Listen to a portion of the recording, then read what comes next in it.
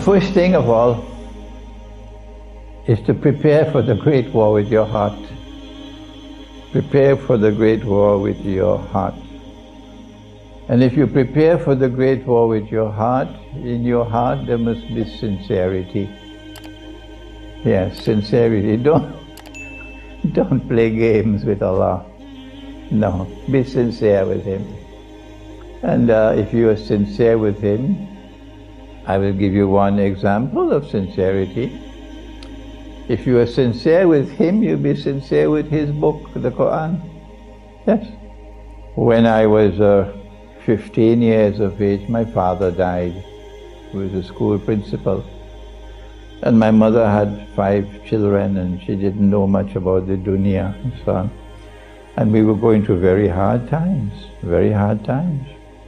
But I would notice that in the night time, after we've had dinner, and she sent the children to sleep, that my mother would sit in the sitting room and she'd be reciting the Quran.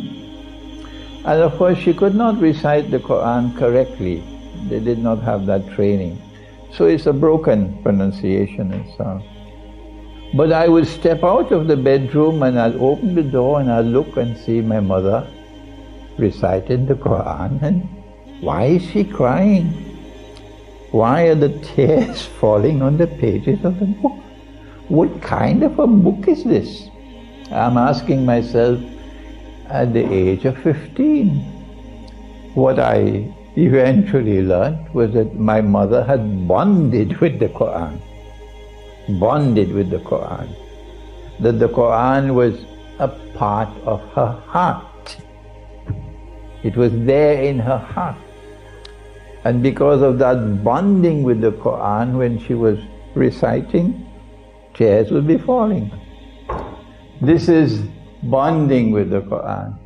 You can only bond with the Quran and love the Quran when you recite the Quran every day. So if you want to prepare for the great war, my advice for you is to start with the Quran. Recite the Quran every day. In Arabic, of course, not in English. There is no English Quran.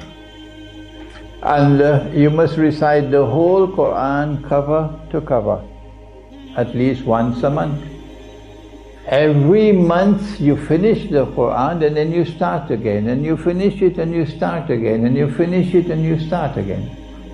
Secondly, preparing for the Malhama, recite Suratul Kahf of the Quran on every day of Jum'ah. Number 3, there is a dua which the Prophet ﷺ taught, the way he taught the Quran. What is that dua? Allahumma inni a'udhu bika min azabil qabr wa min azabil nar.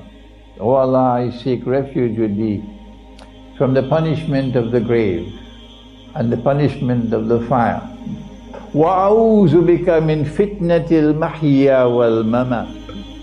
And I seek refuge with Thee from the trials and tribulations of life and of death.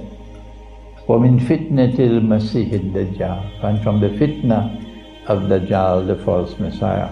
This dua you should recite every time you perform salat. In every salat, before you make the salams. Before you make the salam, you make this dua.